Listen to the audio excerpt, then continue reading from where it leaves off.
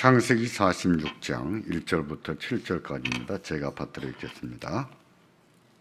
이스라엘의 모든 소유를 이끌고 떠나 브엘세바에 이르러 그의 아버지 이삭의 하나님께 희생 제사를 드리니 그 밤에 하나님이 이상 중에 이스라엘에게 나타나 이르시되 야곱아 야곱아 하시는지라.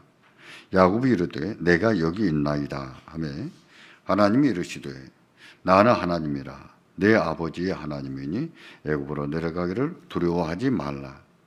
내가 거기서 너로 큰 민족을 이루게 하리라.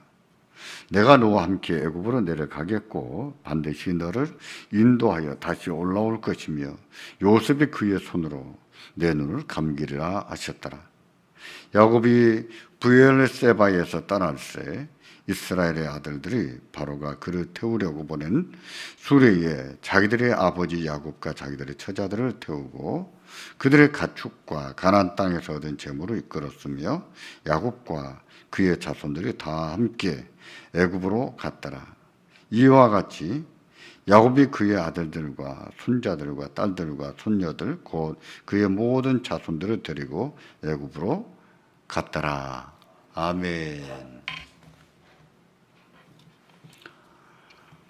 우리가 나이가 먹으면서 많은 삶을 경험하고 살지만 세상에는 우리가 이해할 수 없는 일들이 많이 있습니다.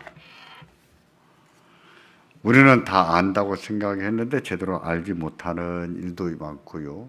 또 알려고 해도 알 수 없는 일들이 많습니다. 어떤 때가 이르기 전까지는 알 수 없는 일들이 참 많습니다. 하나님이 하시는 일도 그런 것을 볼 수가 있습니다. 그럼에도 우리는 하나님이 살아계신 것을 믿고 살아야 됩니다. 하나님은 하나님의 선하신 뜻을 이루시고 가시거든요. 선하신 뜻을 이루세요. 그렇기 때문에 하나님을 믿고 살아야 됩니다. 믿고 살다 보면 하나님의 뜻을 알게 되는 때가 옵니다.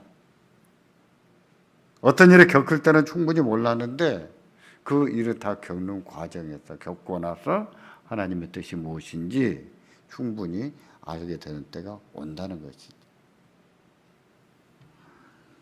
그러므로 그때까지는 인내하면서 여러 아픔을 이겨가면서 기도하면서 하나님 은혜를 구하면서 잘 이겨내야 되는 겁니다. 욥을 한번 보겠습니까? 욥과 같은 믿음을 가진 사람이 있을까요? 하나님은 욥이 자랑스러우셨습니다. 사탄에게 말씀하실 때도 욥과 같은 사람이 없다고 하셨어요. 그는 그런 사람이었습니다. 하나님이 신뢰하는 사람. 우리가 믿음을 갖고 우리 믿음이 성장해 갖고 우리의 믿음이 꾸준히 자라간다고 했을 때 우리가 최종적으로 배워야 될 믿음은요, 욥의 믿음이다 라고 말할 수 있어요. 그만큼 욥이 보여줬던 믿음을 갖기는 쉽지가 않다는 뜻이죠. 그럼에도 우리는 그런 믿음을 가져야 됩니다. 그런 믿음을 가지고 있는 욥이었지만 한날의 재산이 다 날아갔습니다. 10명의 자식들이 한날에 죽었어요.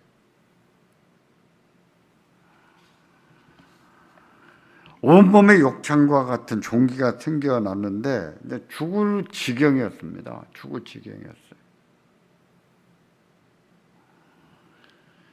그래도 그는 하나님을 원망하지 않았습니다. 침 한 모금만 삼키면 내가 죽을 수 있겠구나 라는 생각이 들었어도 하나님을 원망하지는 않았습니다. 하지만 의문이었어요. 왜 이런 일을 당해야 되는지, 왜 의롭게 살아도, 왜 믿음으로 살아도 이런 재앙을 당해야 되는지 의문이었어요. 하나님이 분명히 살아계신 것을 아는데 근데 왜 하나님이 이런 일을 당하게 하시는지 의문이었어요. 그래서 하나님의 말씀을 듣기를 원했습니다. 하나님 대답 좀 해보세요 라는 뜻으로 하나님 앞에 얼마나 많이 탄식하며 기도하는지 모릅니다. 그는요 제대로 대답하지 못하신다면 하나님은 세상을 잘못 다스린 것입니다 라고도 생각했어요. 하나님은 의로운 분이 아니십니다 라고도 말했어요.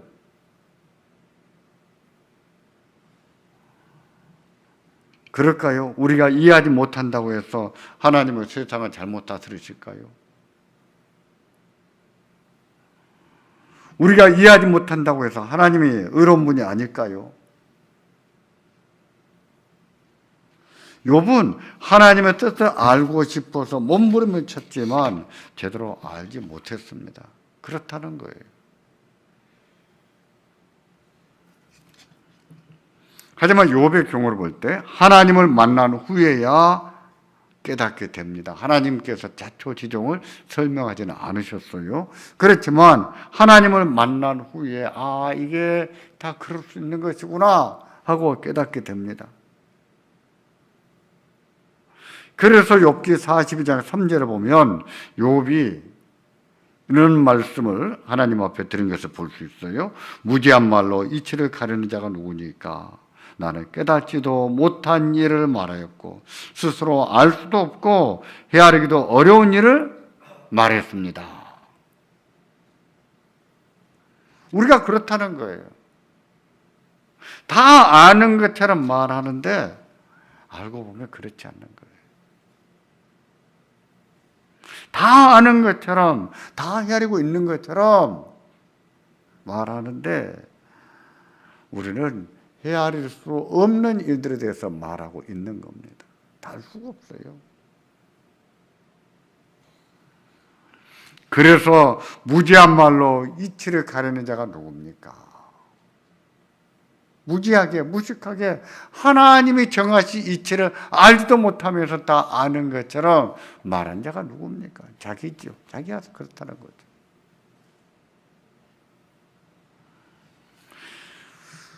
우리도 그렇습니다. 하나님의 뜻을 다 아는 것 같아도 다 알 수가 없어요.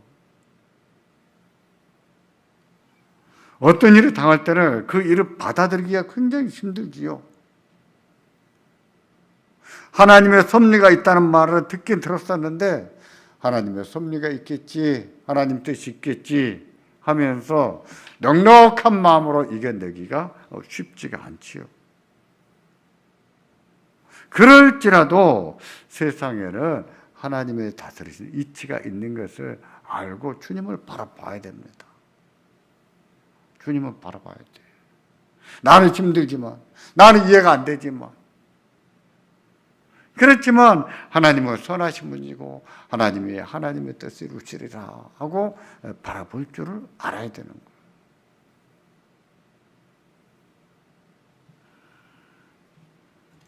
그러므로 이해하기 힘들어도 하나님의 섭리가 있다는 것을 늘 받아들이고 늘 생각하고 사는 것이 중요하겠습니다. 억울할지라도 하나님의 뜻을 생각하면서 사는 것이 중요하겠습니다.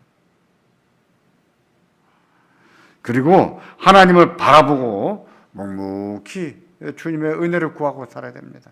하나님을 바라보면서 힘들지만 은혜를 구하면서 견뎌내야 되는 거예요. 기도 한번 했다고 쉽게 이겨내는 것이 아닙니다. 말씀 한번 묵상했다고 쉽게 이겨내는 것이 아니에요. 근근히 싸워야 될 때가 많이 있어요. 견뎌야 됩니다. 우리가 그 싸움을 하나님을 바라보는 마음으로, 하나님이 주시는 지혜로, 하나님 말씀을 따라 행한다면, 그렇게 이겨나간다면, 견뎌나간다면 그것은 믿음이에요. 믿음으로 행하는 거예요.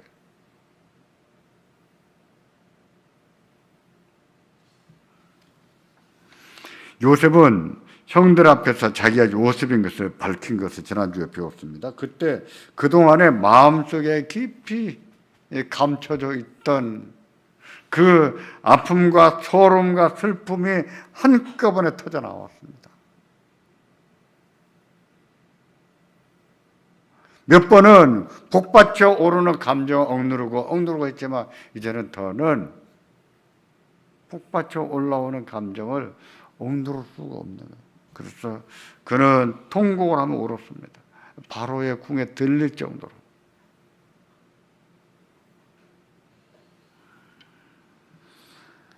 그리고 나서 마음을 추스린 뒤에 형들에게 말씀을 드립니다. 아버지를 모시고 오라고. 아버지를 모시고 오십시오. 앞으로 흉년이 5년은 더 계속될 겁니다. 그러니 아버지와 아버지 아들들과 손자들을 다 모시고 오세요. 제가 봉양을 하겠습니다. 하고 부탁을 합니다. 그 소식을 들은 야곱이 얼마나 좋았겠습니까? 그때 나이가 130세나 됐을 때예요. 기력이 많이 약해져 있을 때였습니다. 죽은 줄로만 알았던 아들의 소식을 듣게 된 거예요. 죽은 줄로 알고 잊어버렸던 그 아들이 살아있다고 애굽의 국무총리가 됐다는 말을 듣습니다. 그 말이 믿어졌을까요? 쉽게 믿지를 못했습니다. 쉽게 믿지를 못해요. 긴가민가했습니다. 아들들이 요셉이 부탁한 말을 들려주고 요셉이 보낸 수레를 보여주자 그때서야 받아들이고 믿는 거예요. 그때 야곱이 어떠했는가를 성경은 말하기를 기운이 소생했다라고 말해요. 그 나이에 이제 기력이 다 소진해버린 그 노인이 자기의 그 아들, 그렇게 마음에 묻어뒀던 그 아들이 살아있다는 말을 듣고 얼마나 좋았던지 기운이 소생했다고 말합니다. 그만큼 좋았지요. 그래서 말했습니다. 내가 죽기 전에 가서 내 아들을 봐야겠다.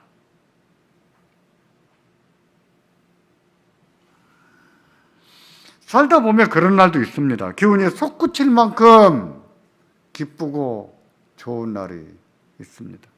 그런 날은 절대 없을 것만 같아도 있어요. 야곱이 살아서 내 아들 요셉을 볼 수 있을 것이다 생각은 했겠습니까? 죽은 줄로 알았는데 꿈도 못 꿀 일이 현실로 이루어졌어요.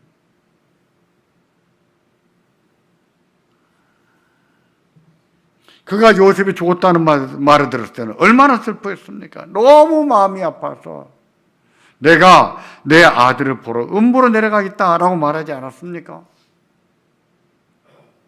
그랬던 야곱에게 이런 날이 올 줄로 누가 알았겠어요? 그런데 살다 보면 그런 날도 있다는 거예요. 있습니다. 그래서 슬프다고 너무 슬픔에 잠겨 살면 안 됩니다. 허망하다고 너무 낙심하고 살면 안 돼요. 억울하다고 해서 너무 억울해하면서 살아서도 안 돼요. 분하다고 해서 너무 분노하며 살아서도 안 돼요. 그는 자기에게 해를 끼치는 것인데요. 그런 분들은 좋은 날을 못 봅니다. 하나님께서 그 좋은 날을 예비해 놓고 계신 거 우리는 모르잖아요. 모르는데 하나님이 그런 날을 주실 때 우리가 그 영광과 기쁨을 누릴 수 있을 것이라. 그것을 누려야 되는데 그걸 누리지가 못하죠. 그래서 슬픈 마음도 달래고 살고 허망한 마음도 이기고 살아야 되는 거예요. 아픈 마음도 추스리고 사는 것이 중요해요. 하나님이 계시잖아요. 하나님을 믿고 하나님이 주시는 힘을 가지고 하나님 말씀을 생각하면서 그렇게 산다면 그게 믿음으로 행하는 겁니다. 그게 믿음으로 사는 거예요.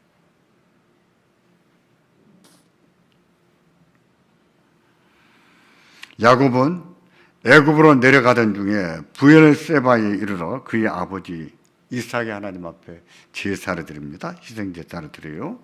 브엘세바는 가나안 땅 최남단입니다.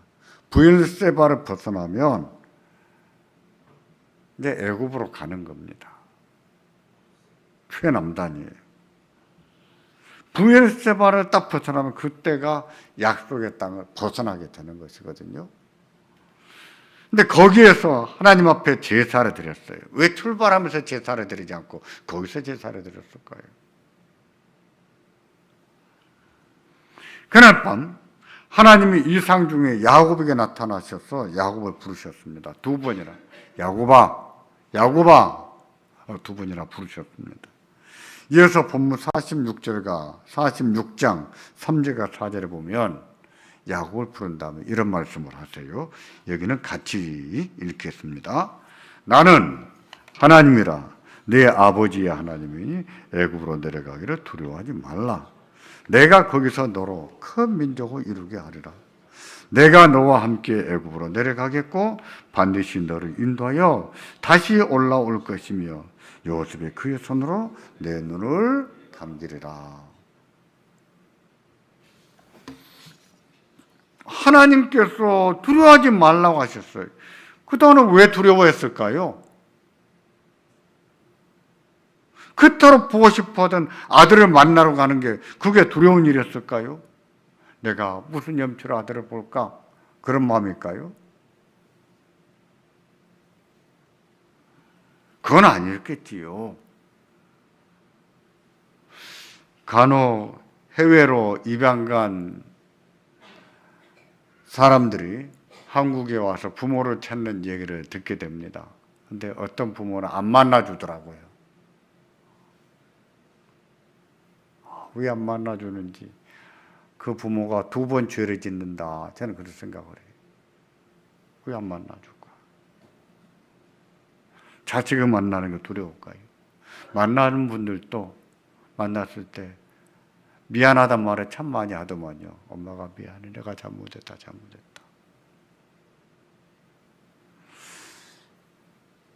야곱에게 두려움이 있었다면 그런 의미에서 두려움은 아니었을 거예요.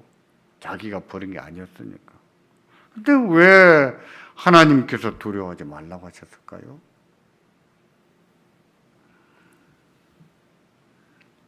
문제는요, 브엘세바를 벗어남으로 인해서 약속의 땅을 벗어나게 되거든요. 약속의 땅을 벗어나는 자체가 두려웠던 것이죠. 자기 아버지도 그러셨거든요. 자기 아버지 이삭도 흉년이 들어서 애굽에 내려가려고 했었는데 그때 하나님이 내려가지 말라고 하셨거든요. 그래서 안 내려갔습니다. 자기 할아버지 아브라함은 애굽에 내려갔다가 곤약을 치르지 않았습니까?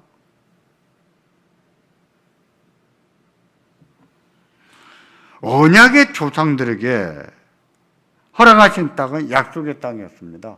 하나님의 약속을 벗어나는 것이 두려운 일이었지요.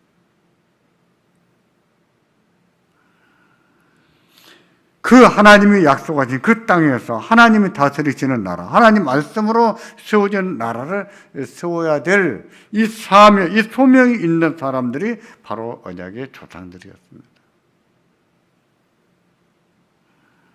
그런 이유로 그 땅을 벗어난다고 하는 것은 두려운 일이지요. 보다 후대로 오면, 출애굽 이후로 오면 그때는 애굽에 돌아가지 못하게 하죠.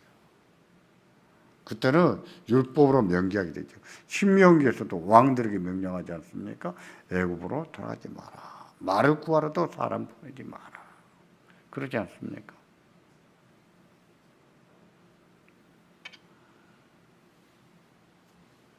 하지만 야곱의 경우는 다른 경우입니다.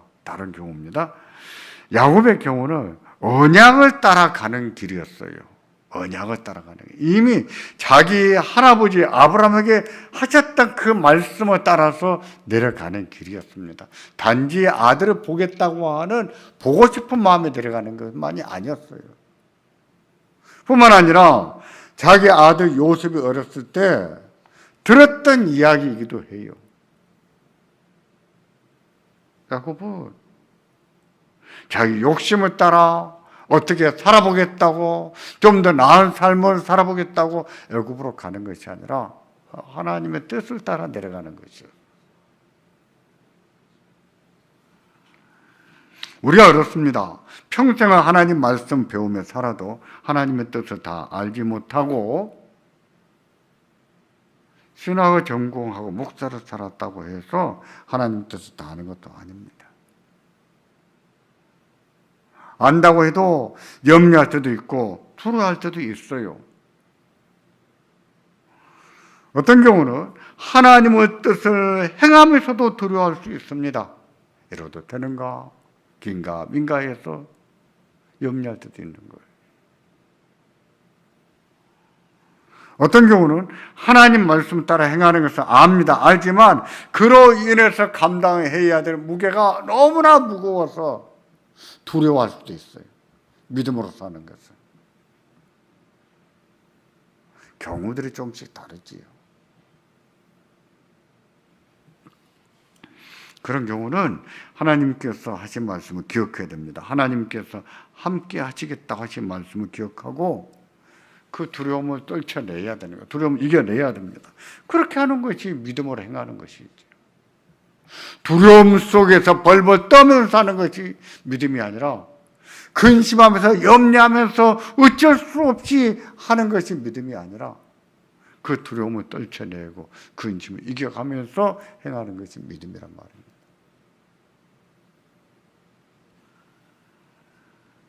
야곱에게도 그렇게 말씀하지 않으셨습니까? 내가 거기서 너로 큰 민족을 이루겠다고 하셨고 내가 너와 함께 애굽에 내려가겠다라고도 하셨어요. 최종적으로 너를 인도하여 다시 돌아오게 하겠다라고도 말씀하셨다고.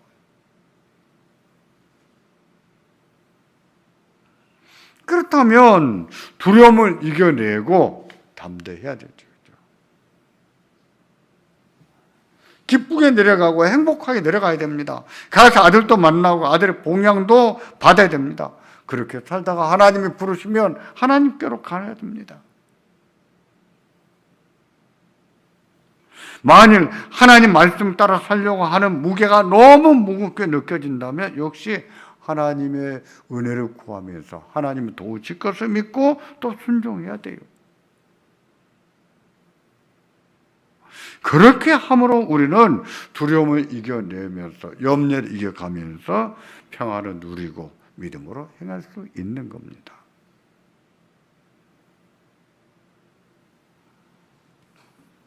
기도 한번 했다고 해서 근심이 사라지거나 그러지는 않습니다. 그럴 때도 있죠. 대개는 그렇잖아요. 성경 말씀 한번 떠올랐다고 해서 두려운 마음이 한순간에 딱 없어질 때도 있지요. 이제 늘 그렇지는 않아요. 늘 그렇지 않다고 해도 말씀을 늘 무지속적으로 묵상하면서 주님의 은혜를 구하면서 그 두려움을 자꾸 걷어내야 되는 거예요. 그러는 가운데 평화를 누리고 그러는 가운데 기쁨을 누리는 거예요.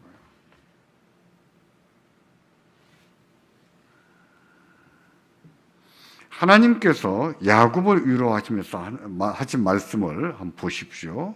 그 말씀을 살펴보면 야곱에게 하셨던 말씀을 살펴보면 오래전에 누군가에게 하신 말씀과 같아요. 누구에게 하신 말씀입니까? 아브라함이지요. 아브라함에게 하신 말씀과 정확하게 일치합니다. 내용이 그래요. 창세기 12장 보면 아브라함은 부르실 때 같은 말씀을 하셨거든요. 너는 너의 고향과 친척과 아비의 집을 떠나 내가 네게 보여줄 땅으로 가라고 하셨어요. 그 약속 땅이지요. 또 내가 너로 큰 민족을 이루고 내게 복을 주고 내 이름을 창대케 하리니 너는 복이 될지라 그러셨습니다. 그러면서 너를 축복하는 자는 내가 복을 주겠고 너를 저주하는 자에게는 내가 저주할 것이다 라고 하셨어요. 그런 내용들이 야곱에게 하신 말씀에 포함되어 있는 거죠. 그리고 창세기 15장에서 아브라함이 엘리에셀을 상속자로 삼았을 때 더 구체적으로 하신 말씀이 있거든요. 그때 내 자손이 이방에서 계기되어 그들을 섬기겠고 그들은 400년 동안 내 자손을 괴롭힐 것이라고 하셨어요. 이미 아브라함에게 약속의 땅을 떠나서 이방의 계곡으로 살게 될 것을 말씀하셨다고. 돌아오는 것도 그 위에 내 자손이 큰 재물을 이끌고 나올 것이라고 하셨습니다. 이처럼 아브라함에게 하셨던 말씀을 야곱에게 다시 들려주신 겁니다. 이로써 하나님은 언약의 하나님이심을 나타내셨고 하나님 말씀을 믿고 따를 것을, 하나님 말씀 믿고 갈 것을 야곱에게 요구하신 겁니다. 두려워하지 말고, 겁먹지 말고.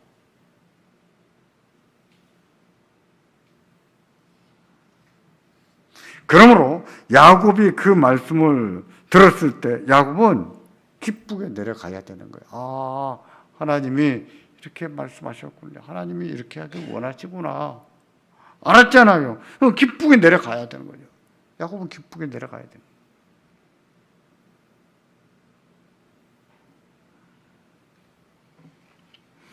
이것저것 계산하지 말아야 됩니다. 이것저것 계산하지 말아요. 하나님 말씀이면 죽기도 하고 살기도 하고, 하나님 말씀이면 이득도 보기도 하고, 손해도 봐야 된다면 손해도 보고, 그렇게 사는 것이 믿음이에요. 믿음을 행하는 겁니다. 계산해서 손해 안 보고 이만 보는 쪽으로 행동하는 것이 믿음이 아니에요. 하나님 말씀이라면 손해도 볼 줄 아는 것이 믿음이에요.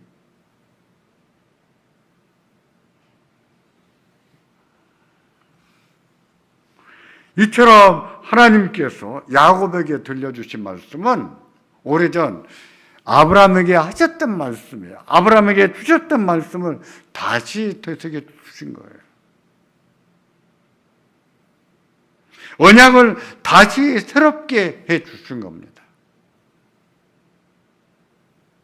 그 언약은 최종적으로 무엇에 관한 언약일까요?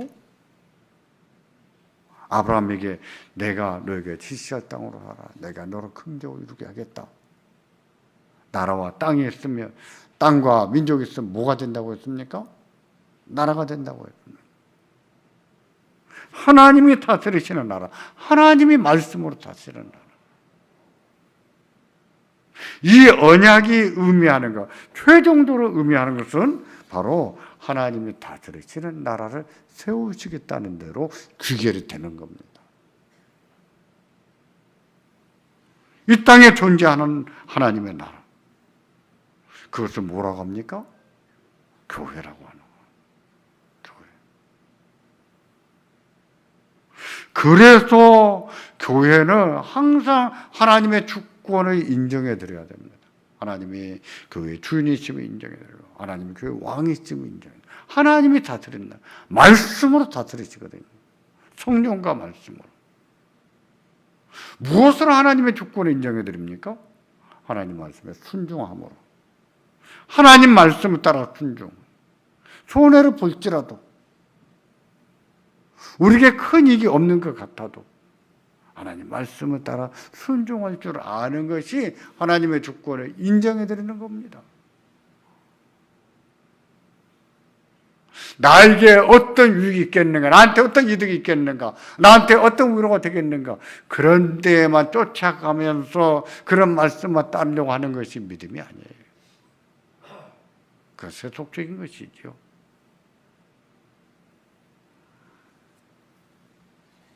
그 나라가 이 땅에 존재할 때 그것을 교회라고 한다고 했습니다. 교회는 세상에 존재하는 하나님 나라예요. 그러기에 하나님이 다스리신다는 사실을 잘 드러나야 됩니다. 하나님 말씀으로. 그 말은 우리가 주의 말씀에 순종함으로 하나님의 다스리심을 나타낼 수 있다는 뜻입니다. 하나님은 그런 교회를 기뻐하십니다. 잘했다고 하십니다. 그게 교회라고 하십니다. 우리 교회가 그래야 되는 거예요. 우리 교회가 그래야 됩니다. 하나님이 함께 하시는 교회, 하나님의 말씀에 통치에 순종하기를 기뻐하는 교회, 하나님이 기뻐하시는 거죠. 하나님이 그런 교회, 그런 성도들에게 위로를 주십니다. 성령과 말씀으로 은혜를 주시는 거예요. 우리 교회가 그런 교회요, 우리가 그런 성도로 더 자라갈 수 있기를 바랍니다. 주의 은혜가 충만하고 주의 다스림이 충만하고 하나님 말씀에 순종하기를 기뻐하고 이로 인해서 하나님 앞에 영광을 돌리고 우리 하나님이 기뻐하시고 잘했다고 칭찬하시고 우리 하나님이 격려하시고 더 은혜 주시는 우리 교회가 되기를 주의 이름으로 축원합니다. 기도하겠습니다.